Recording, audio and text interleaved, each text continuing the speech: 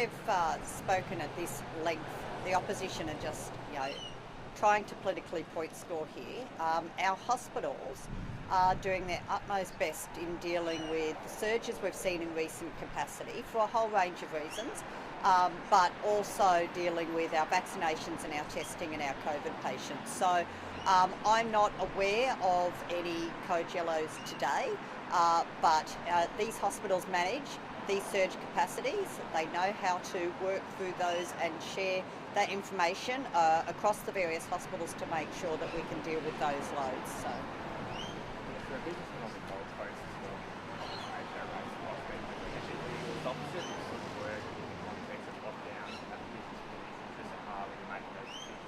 Does that have merit, do you think, or what's your best decision? Look, ultimately, it's got to come down to health. It's got to come down to the safety of Queenslanders.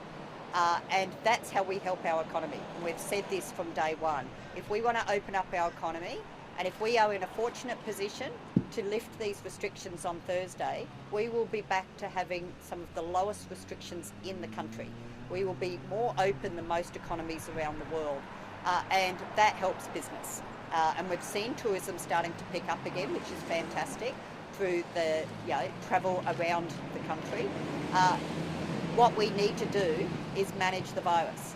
The lockdown manages the virus. We wish we didn't have to do this, but the fact is when you end up with 2 clusters like we did, the best thing to do is a quick, short lockdown. And in fact, a lot of business leaders and stakeholders were saying, do it and do it quick. If it has to happen, please do it and do it quickly. And that's what we did. And it meant we could open up for Easter because we contained it and we got thousands of people into quarantine. So we know it works. We know it's world leading.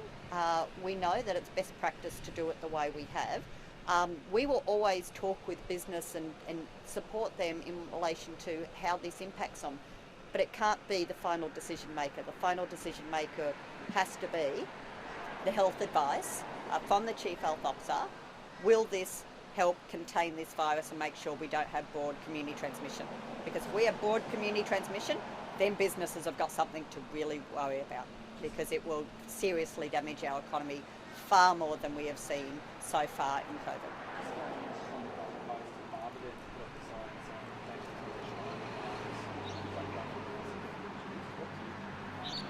Look, I think it's unnecessary to be labelling it that way. I think what we saw very early on, when this sort of rhetoric, and we saw this out of the former President of the United States using that language, we saw a lot of our Asian Australians being targeted.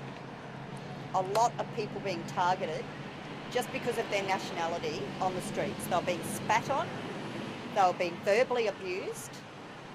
We don't need to go back there. We've moved on from that. We understand this is a global pandemic and we shouldn't be labelling it and targeting any particular country and potentially targeting individuals in this country. It's just unacceptable.